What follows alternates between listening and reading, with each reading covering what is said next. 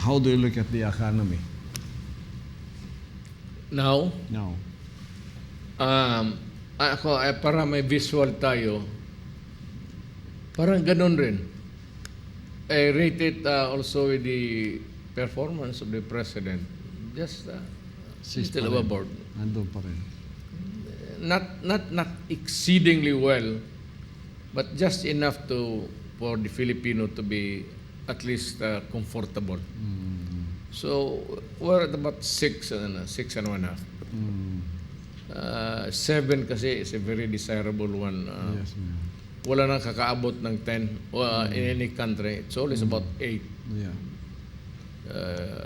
Even the progressive nations in Europe, hindi nakakaabot ng 10. Mga 8, hindi na ngayon 8.5. Just about 7 to 1. So okay pa rin tayo, Mayor, sa tingin mo ngayon? Okay pa tayo. Yung value ng pera natin.